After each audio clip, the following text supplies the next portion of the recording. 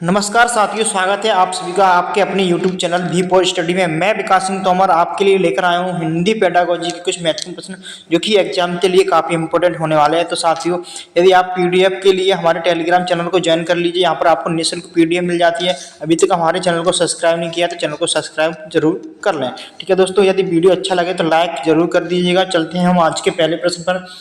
साथियों, पहला प्रश्न है आपके सामने, भाषा शिक्षण की कक्षा में निम्न में से कौन सा आकलन का बिंदु नहीं है। तो भाषा शिक्षण की कक्षा में कौन सा आकलन का बिंदु नहीं है। प्रश्न है भाषा शिक्षण की कक्षा में निम्न में से कौन सा आकलन का बिंदु नहीं है। तो नहीं पूछा है साथियों, आकलन का बिंदु नहीं है।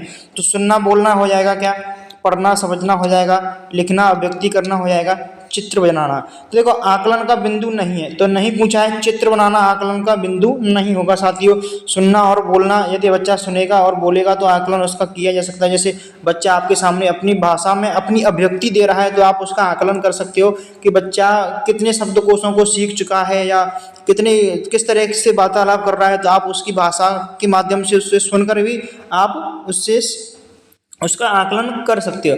पढ़ना और समझना, यदि बच्चा पढ़ रहा है और चीज़ों को समझ रहा है तो भी आप उसका आकलन कर सकते हो। ठीक है साथियों, यदि बच्चा लिख रहा है और अभिव्यक्ति कर रहा है यानी अपनी भाषा में अपने शब्दों में जो भी उसने सीखा है उसकी अभिव्यक्ति दे रहा है तो बच्चों का आप क्या कर सकते हो, आकलन कर सकते हो। ठीक है साथियों, तो चित्र बनाना आकलन नहीं करता। चित्र बनाने से कोई किसी प्रकार का आकलन नहीं किया जा सकता साथियों। इस प्रश्न का राइट आंसर डी ऑप्शन हो जाता है साथियों। तो चलते हम अगले प्रश्न पर। अगला प्रश्न है प्रश्न नंबर 2।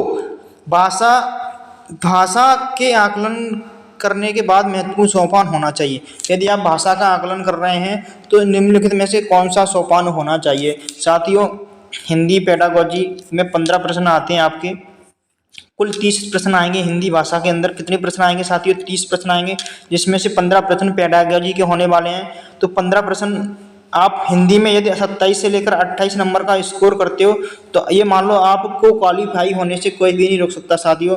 तो आपको हिंदी को भी अच्छे से पढ़ना है साथियों। ठीक है, और पर्यावरण अध्ययन तो मैं करवा ही रहा हूँ आपको, साथ में हिंदी पेडागोजी को भी मैं लेकर आ रहा हूँ, जिससे आप क्या हिंदी में अच्छा स्कोर करके अपनी तैयारी को और भी बेहतर बना सकते हो और MP टेट क्वालिफाई कर सकते हो साथियों।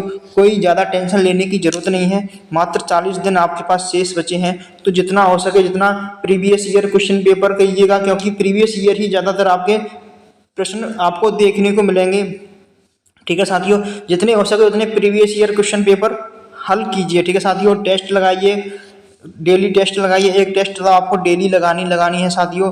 और प्रीवियस ईयर क्वेश्चन पेपर जो भी आपके पास बुक है उसी बुक से पढ़िए, कहीं ज़्यादा भटकने की आपको ज़रूरत नहीं है साथियों। जितना आप बुक से पढ़ोगे उतना आपके लिए बेहतर होगा साथियों। तो भाषा के आकलन करने के बाद महत्वपूर्ण सोपान होना चाहिए। इस प्रश्न का राइट आंसर क्या होगा, जल्दी से बताइए। आकलन से प्राप्त आंकड़ों के आधार पर बच्चों के अभिभावकों से विचार विमर्श करना साथियों। विचार विमर्श करना चाहिए क्या, आंकड़ों को सहेज कर रखना, क्या आंकड़ों को सहेज कर रख देना चाहिए, आंकड़ों को तत्काल नष्ट कर देना चाहिए, क्या आंकड़ों को तत्काल नष्ट कर देना चाहिए, आंकड़ों का पुनः परीक्षण करना चाहिए, क्या हमें आंकड़ों का पुनः परीक्षण करना चाहिए। देखो, आकलन करने के बाद महत्वपूर्ण सोपान होना चाहिए। क्या महत्वपूर्ण सोपान होना चाहिए आपको बताना है। तो आकलन से प्राप्त आंकड़ों के आधार पर बच्चों के अभिभावकों से विचार विमर्श करना चाहिए। हमें अभिभावकों से क्या करना चाहिए, जो पालक होते हैं, बच्चों के माता पिता हैं, उनसे हमें विचार विमर्श करना चाहिए कि आपके बच्चा इतना सीख रहा है, किस तरह की एक्टिविटी कर रहा है, घर पर किस तरह के वातावरण में वह रहता है, इस तरह की हमें चर्चाएं करनी चाहिए। ठीक है, यह आपका सोपान होना चाहिए, यानी ऑप्शन हमारा ए राइट आंसर हो जाता है साथियों। तो चलते हैं, अगला प्रश्न है प्रश्न नंबर 3। भाषा के सतत और व्यापक मूल्यांकन का उद्देश्य है। भाषा के सतत और व्यापक मूल्यांकन का क्या उद्देश्य होना चाहिए साथी बताइए। हिंदी पेडागोजी में काफ़ी सिंपल और सरल प्रश्न आते हैं। ये साथियों प्रीवियस ईयर क्वेश्चन पेपर हैं जो मैं आपको करवा रहा हूँ आज। ये भी प्रीवियस ईयर क्वेश्चन पेपर ही है, ओल्ड पेपर है, 2022 में आया हुआ पेपर हिंदी पेडागोजी का है, उसके प्रश्न हैं सारे साथियों। तो आपको टेंशन लेने की आवश्यकता नहीं है। आप देख सकते हो किस तरह के सिंपल प्रश्न पूछे जाते हैं। केवल आपकी मानसिक क्षमता के आधार पर ही प्रश्न होंगे, ज़्यादा घुमाव फिरा के प्रश्न नहीं पूछे जाएंगे।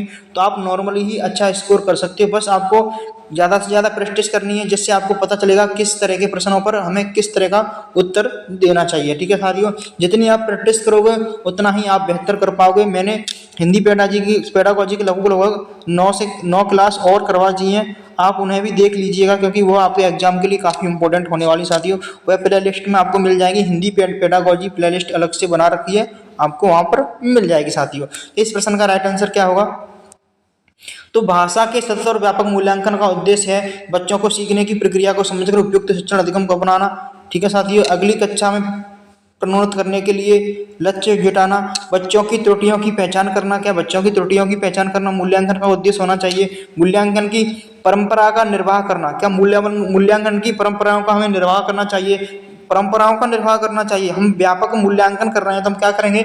बच्चों की सीखने की प्रक्रिया को समझकर हम क्या करेंगे? बच्चे कैसे सीखते हैं और किस तरह से सीख रहे हैं, इस सारी चीज़ों की प्रक्रियाओं को समझकर उपयुक्त शिक्षण अधिगम को अपनाएंगे। क्या करेंगे? हम उपयुक्त अधिगम शिक्षण शैलियों को क्या करेंगे? अपनाएंगे कि बच्चा किस तरह से सीख रहा है, क्या सीख रहा है, कैसे सीखना है। इन सारी चीज़ों को हम पहले समझेंगे, समझने के बाद फिर हम उसका उपयुक्त शिक्षण का उपयोग करेंगे कि बच्चा किस शिक्षण से अधिक सीख सकता है। मूल्यांकन का यही उद्देश्य होता है साथियों कि बच्चा किस तरह से सीखता है, ठीक है, हमें बच्चे को किस तरह से सिखाना है, ये सारी चीज़ें मूल्यांकन का मुख्य उद्देश्य होती हैं साथियों। यानी ऑप्शन हमारा ए राइट आंसर हो जाता है क्वेश्चन नंबर 3 का। ठीक है, चलते हैं हम आगे।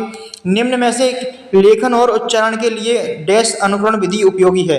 लेखन और उच्चारण के लिए अनुकरण विधि उपयोगी है। अनुकरण का मतलब होता है साथियों, यदि कोई बोल रहा है या बोर्ड पर आप कोई प्रतिक्रिया कर रहे हो, बच्चे उसका देख करके अनुकरण करना, यानी देख करके लिख रहे हैं या सीख रहे हैं तो वह अनुकरण हो जाता है। ठीक है साथियों, तो माध्यमिक स्तर पर है, क्या माध्यमिक स्तर के लिए उपयुक्त है साथियों? उच्च स्तर पर उपयोगी है, अर्थबोध पर स्तर पर उपयोगी है, प्राथमिक है। देखो ज़्यादातर अनुकरण विधि का उपयोग हम कहाँ प्राथमिक स्तर पर करते हैं, क्योंकि बच्चे हमें क्या है देख करके सीखते हैं। बच्चे जिस परिवेश में रहते हैं उसी परिवेश से सीखते हैं। तो जैसा बच्चों का परिवेश होगा बच्चे वैसे ही सीखेंगे, क्योंकि बच्चे अनुकरण करके सीखते हैं। जिस तरह का हम बच्चों को माहौल देंगे बच्चे उस तरह के माहौल में देखेंगे और सीखेंगे। ठीक है साथियों, तो यानी प्रारंभिक स्तर के लिए क्या है उपयोगी हो जाता है हमारा। कहाँ के लिए उपयोगी हो जाता है? जो अनुकरण विधि होती है हमारी, तो प्रारंभिक स्तर के लिए हमारी क्या है महत्वपूर्ण हो जाती है। यानी डी ऑप्शन हमारा क्या है राइट आंसर होगा साथियों। चलते हैं हम आगे, अगला प्रश्न है प्रश्न नंबर 5। निम्न में से गद्य साहित्य का मुख्य प्रकार या स्वरूप कौन सा है? बात करते हैं गद्य साहित्य की, तो गद्य साहित्य का मुख्य स्वरूप और प्रकार क्या होता है? विवेचनात्मक पद्य होता है, क्या बताइएगा? विवेचनात्मक पद्य होता है, अलंकृत पद्य होता है, नियोजन गद्य एवं पद्य होता है और सृजनात्मक पद्य होता है। तो साथियों गद्य साहित्य का मुख्य उद्देश्य क्या होता है? मुख्य स्वरूप क्या होता है साथियों? मुख्य स्वरूप होता है सृजनात्मक गद्य। क्या होता है? सृजनात्मक यानी क्रिएटिव होना जरूरी है। गद्य साहित्य का क्या होना? क्रिएटिव होना जरूरी, जिससे क्या है छात्र या बच्चे उसके अंदर क्या लेंगे? रुचि लेंगे, और रुचि लेंगे तो वह क्या है स्वाभाविक रूप से सीखेंगे। ठीक है, तो सृजनात्मक होना जरूरी है। ठीक है साथियों, सृजनात्मक होना चाहिए, यानी डी ऑप्शन हमारा कैसा हो जाता है साथियों राइट आंसर हो जाएगा। यदि सेशन आपको अच्छा लग रहा है साथियों तो एक लाइक जरूर कर दीजिएगा और अपने दोस्तों के साथ शेयर करें, या किसी ग्रुप में भी आप जाकर शेयर कर सकते हैं। ठीक है साथियों, मैं आपके लिए हिंदी पेडागोजी को इसी तरह से प्रश्न लेकर आता रहूँगा, जिससे आप हिंदी के प्रश्नों को तो कर ही लोगे, मुझे पता है हिंदी के प्रश्न आप कर लोगे, क्योंकि 2 पैराग्राफ आते हैं, पैराग्राफ आएंगे 2, उसमें से आपको पढ़ना है। पैराग्राफ क्या है? पढ़ना है, पढ़कर उसके उत्तर उसी में से छांट करके उसके उत्तर देना है। ठीक है साथियों, आपको 2 या 3 नंबर का व्याकरण के प्रश्न देखने को मिलेंगे, 2 या 3 या 4 नंबर के व्याकरण से संबंधित प्रश्न आपको देखने को मिलेंगे। ज़्यादातर आपको पैराग्राफ में से यानी पैसेज आएंगे जो उनमें से देख करके प्रश्नों के उत्तर छांट करके लिखना है। तो उसके लिए आपको इतना ज़्यादा टेंशन नहीं लेना है, उसे आप आराम से कर लोगे। केवल आप हिंदी पेडागोजी जो पेडागोजी मैं करवा रहा हूँ उसे अच्छे से कर लीजिए। यदि पेडागोजी में आप 14 नंबर लेकर आते हो, 15 में से 14 प्रश्न भी हल करते हो, तो आप ये मान लो 27 या 28 या 29 नंबर तक ला सकते हो। यदि इधर आप हिंदी में 28 या 29 नंबर लेकर आते हो, ठीक है, अन्य विषय में यदि 20-20 भी नंबर आप ले आते हो तो आप अच्छे से 110 नंबर ला सकते हो। ठीक है, 110 नंबर आराम से MP टेट वर्ग 3 में आप ला सकते हो साथियों, तो ज़्यादा टेंशन लेने की आवश्यकता नहीं है। चलिए बताइएगा इस प्रश्न का राइट आंसर क्या हो जाएगा? निम्न में से हिंदी शिक्षण दुर्बल एवं मंद बुद्धि वाले छात्रों के लिए कौन सी विधि उपयुक्त है? तो कौन सी विधि उपयुक्त है जल्दी से बताइएगा साथियों। लेख विधि उपयुक्त है, अवेचन विधि उपयुक्त है, संतृप्त विधि और अनुच्छेदन विधि उपयुक्त है। तो हिंदी साहित्य की दुर्लभ एवं मंद बुद्धि वाले छात्रों के लिए कौन सी है? यदि दुर्लभ और मंद बुद्धि वाले छात्र हैं तो उन्हें क्या है हम अधिक से अधिक लेख करवाएंगे, बच्चों से कहेंगे राइटिंग करो, लिखो, देख देख के यदि बच्चा लिखता है तो क्या सीखेगा, यानी लेख विधि क्या हो जाती है हमारी उपयुक्त हो जाएगी। ठीक है, ये दुर्लभ और मंद बुद्धि वाले छात्र हैं तो वे क्या है बार बार लिखेंगे, प्रैक्टिस करेंगे, तो उससे क्या है वो सीख सकते हैं। ठीक है, तो लेख विधि हमारी क्या है उपयुक्त हो जाएगी। ठीक है साथियों, चलते हैं आगे। अब आपके पास ज़्यादा समय नहीं बचा है, अपनी तैयारी को बेहतर करने के लिए लग जाइएगा साथियों। अभी तक आपने कुछ भी नहीं पढ़ा है तो पढ़ना शुरू कर दीजिएगा। जो भी आपके पास बुक है उसी से पढ़िएगा, ज़्यादा इधर उधर दौड़ने की जरूरत नहीं है। जितना आप बुक से पढ़ोगे उतना आपके लिए बेहतर हो जाएगा साथियों। संविधान के अनुच्छेद में कहा गया है कि ज़्यादा से ज़्यादा प्रैक्टिस सेट लगाइएगा, जो आपके एग्जाम के लिए काफ़ी महत्वपूर्ण होंगे। ठीक है साथियों, तो चलिए इस प्रश्न को करते हैं। संविधान के किस अनुच्छेद में कहा गया है कि संघ की राजभाषा हिंदी लिपि देवनागरी होगी? तो किस अनुच्छेद में कहा गया है, जल्दी से बताइएगा। 350 में कहा है, 343 में कहा है, 330 में, 320 में। ये कहा गया है साथियों 343 अनुच्छेद में कहा गया है कि संघ की जो भाषा है देवनागरी यानी हिंदी देवनागरी होगी, जिसकी लिपि क्या होगी, हिंदी और देवनागरी होगी। ठीक है, संघ की जो राष्ट्रभाषा हिंदी है, लिपि कैसी होगी, देवनागरी होगी। 343 अनुच्छेद 343 में ये बात कही गई है साथियों, इसे आपको याद रखना है।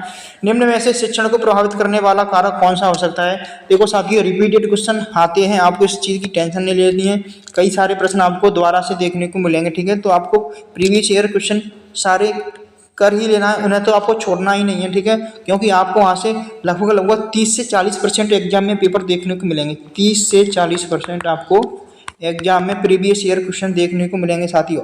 यही प्रश्न आपको एमपी-टेट क्वालिफाई करवाने में हेल्प करने वाले हैं साथियों। तो चलते हैं आज के इस प्रश्न पर। निम्न में से शिक्षण को प्रभावित करने वाले कारक कौन से हैं? तो केवल कार्य संबंधी है, केवल शिक्षण संबंधी है, शिक्षार्थी संबंधी है, सॉरी केवल अध्यापक संबंधी है, अध्यापक संबंधी, शिक्षार्थी संबंधी, कार्य संबंधी। ठीक है, तो बताइएगा निम्न में से शिक्षण को प्रभावित करने वाले कारक कौन कौन से? देखो शिक्षण अध्यापक संबंधी कारक भी हो सकते हैं, जिससे क्या है शिक्षण प्रभावित हो सकता है आपका। ठीक है साथियों, शिक्षार्थी संबंधी कारक भी हो सकते हैं कुछ, जिससे क्या है शिक्षण प्रभावित हो सकता है साथियों। और कार्य संबंधी, यदि ऐसा कार्य आप करवा रहे हो जो छात्रों के समझ में ही नहीं आ रहा है तो ऐसे कार्य भी नहीं करवाना चाहिए, जिससे क्या है शिक्षण प्रभावित हो। शिक्षण क्या हो, प्रभावित हो। तो ये सभी कारक क्या है, शिक्षण को प्रभावित करने वाले कारक हो सकते हैं। अध्यापक संबंधी, शिक्षार्थी संबंधी और कार्य संबंधी, तीनों हो जाएंगे। ठीक है साथियों, ऑप्शन हमारा डी राइट आंसर हो जाता है। चलते हैं हम आगे, अगला प्रश्न है प्रश्न नंबर 9।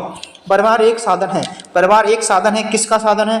अनौपचारिक शिक्षा का साधन है, दूरस्थ शिक्षा का साधन है, केवल अनौपचारिक शिक्षा का साधन है, औपचारिक शिक्षा एवं दूरस्थ शिक्षा का साधन है। तो बताइएगा कौन सा राइट आंसर हो जाता है साथियों? Question number 9।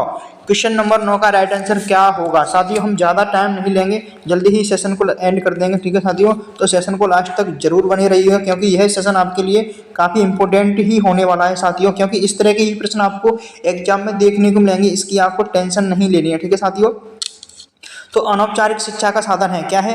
परिवार एक साधन है, किसका है? अनौपचारिक शिक्षा का साधन है, अनौपचारिक शिक्षा का साधन हो जाता है। ठीक है, औपचारिक शिक्षा का साधन कौन सा है? विद्यालय, विद्यालय आपका औपचारिक शिक्षा का साधन है। ठीक है, इसे आपको याद रखेंगे, जो विद्यालय होता है हमारा वो औपचारिक शिक्षा का साधन है। ठीक है, औपचारिक। ठीक है साथियों, औपचारिक शिक्षा का साधन विद्यालय हो जाता है। जो हमारा परिवार होता है वो अनौपचारिक शिक्षा का साधन हो जाता है। जैसे परिवार है, पास पड़ोस है, रिश्तेदार हैं, ये क्या है? अनौपचारिक शिक्षा का माध्यम हो जाते हैं। ठीक है, इसको आपको याद रखना है। कभी कभी प्रश्न घुमा के पूछ लेता है परिवार, आस पड़ोस, ये किस प्रकार की शिक्षा के साधन है? ये अनौपचारिक शिक्षा के साधन है। ठीक है साथियों, विद्यालय हमारा औपचारिक शिक्षा का साधन हो जाता है। ठीक है साथियों, चलते हैं हम आगे। भाषा अर्जन और भाषा अधिगम के संदर्भ में कौन सा कथन सही नहीं है? देखो भाषा अधिगम और अर्जन, अधिगम और अर्जन में क्या अंतर होता है? भाषा संदर्भ के संदर्भ में कौन सा कथन सही नहीं है? देखो सांस्कृतिक भिन्नता एवं भाषा अर्जन, सांस्कृतिक भिन्नता, भाषा अर्जन और भाषा अधिगम को प्रभावित करने वाले महत्वपूर्ण कारक है, नहीं पूछा है। ठीक है साथियों, नहीं पे विशेष ध्यान देंगे।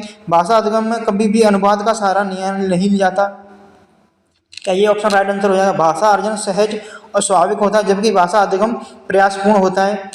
भाषा अर्जन विभिन्न संकल्पना एवं मातृभाषा में बनती है। तो साथियों बताइए इस प्रश्न का राइट आंसर क्या हो सकता है? जल्दी से बताइएगा। देखो भाषा अर्जन और भाषा अधिगम के संदर्भ में कौन सा कथन सही नहीं है? नहीं वाला कौन सा है? देखो सही कौन कौन सा है उसे हम जान लेते हैं।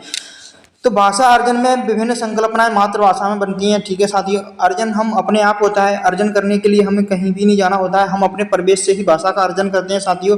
तो भाषा अर्जन हम मातृभाषा में ही करते हैं, अपने प्रवेश परिवार, पास, आस पड़ोस से हम क्या है भाषा का अर्जन करते हैं। ठीक है साथियों, भाषा अर्जन कहाँ करते हैं? अर्जन और अधिगम में अंतर है, आप समझ लेना इस। ठीक है, इसी में समझ लेना। भाषा अर्जन हम क्या करते हैं, मातृभाषा में करते हैं, परिवार में करते हैं, परिवेश में करते हैं, जहाँ पर हम रहते हैं वहाँ पर हम भाषा क्या करते हैं, अर्जन करते हैं। भाषा अर्जन के लिए आपको किसी स्कूल, विद्यालय या किसी ट्यूशन की आवश्यकता नहीं होती। भाषा अर्जन सहज और स्वाभाविक प्रक्रिया है। भाषा अर्जन कैसी है, सहज और स्वाभाविक प्रक्रिया है। इसके लिए आपको कोई भी अलग से कार्य नहीं करना पड़ता, बच्चा अपने आप से भाषा अर्जन कर लेता है। ठीक है। सांस्कृतिक भिन्नता भाषा अर्जन है। सांस्कृतिक भिन्नता यानी अलग अलग संस्कृति में अलग अलग तरह की भाषा होती है साथियों, तो अलग अलग भिन्नता हो सकती है भाषा अर्जन करने की।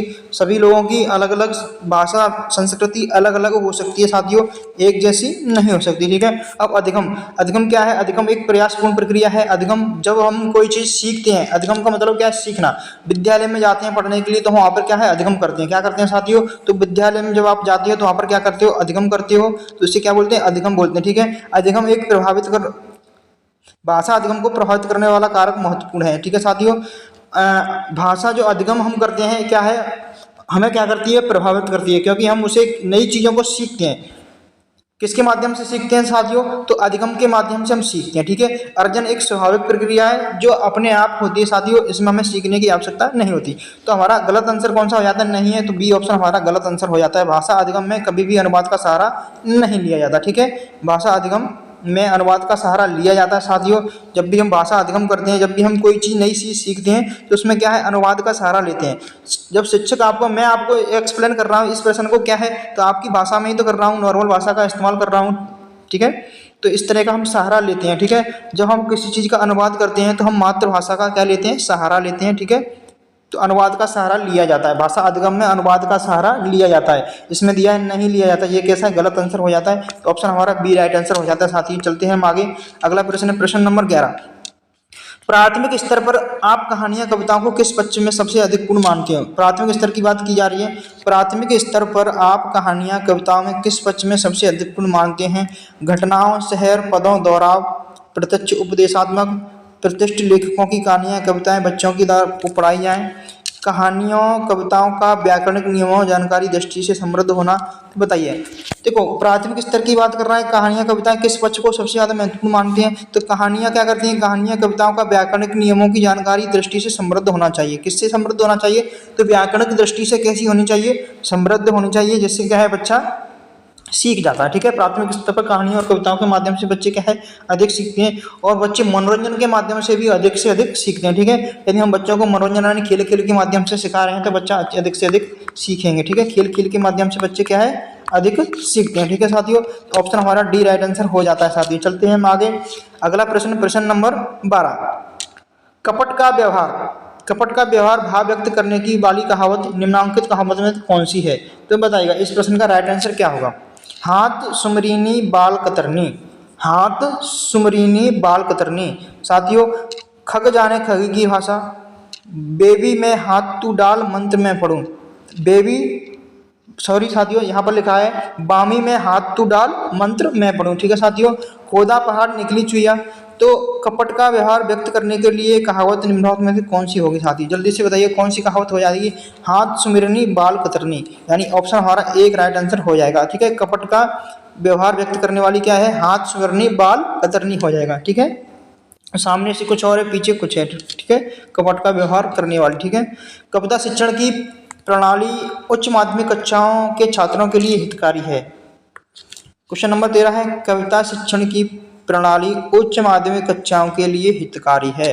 तो समीक्षा हो जाएगा, अर्थकथन, व्याख्या, गीत। इस प्रश्न का राइट आंसर होगा साथियों समीक्षा होता है। क्या होता है, समीक्षा हो जाएगा। ठीक है। आपको याद रख लेना, समीक्षा इसका राइट आंसर होगा। कविता शिक्षण की समीक्षा प्रणाली उच्च माध्यमिक कक्षाओं के छात्रों के लिए हितकारी है। कौन सी प्रणाली, तो समीक्षा प्रणाली किसके लिए, उच्च प्राथमिक स्तर के लिए छात्रों के लिए कैसी है, हितकारी है। ठीक है। ऑप्शन हमारा ए राइट आंसर हो जाता है साथियों। चलते हैं हम आगे। अगला प्रश्न है, मातृभाषा शिक्षण का उद्देश्य नहीं है। मातृभाषा का शिक्षण का उद्देश्य नहीं है, जल्दी से बताइएगा। ज्ञानात्मक उद्देश्य, कौशलात्मक उद्देश्य, रचनात्मक उद्देश्य, उपदेशात्मक उद्देश्य। तो मातृभाषा शिक्षण का उद्देश्य नहीं है। तो मातृभाषा का जो शिक्षण का उद्देश्य नहीं है, क्या नहीं है, तो उपदेशात्मक शिक्षण, उपदेशात्मक उद्देश्य नहीं है, यानी ऑप्शन हमारा डी राइट आंसर हो जाता है साथियों। चलते हैं हम आगे। अगला प्रश्न है, निम्न में से कौन सा जन्मजात प्रेरक नहीं है। तो जन्मजात प्रेरक नहीं पूछा है, तो कौन सा नहीं है साथियों, जल्दी से बताइएगा। तो भूख प्यास, एक भूख प्यास जन्मजात प्रेरक हैं साथियों भूख प्यास नींद। ठीक है, ये कैसी हैं? जन्मजात प्रेरक हैं साथियों भूख प्यास और नींद लगना। ये कैसी हैं? जन्मजात प्रेरक हैं। आकांक्षा हमारा गलत आंसर हो जाता है, यानी ऑप्शन हमारा ए राइट आंसर हो जाता है।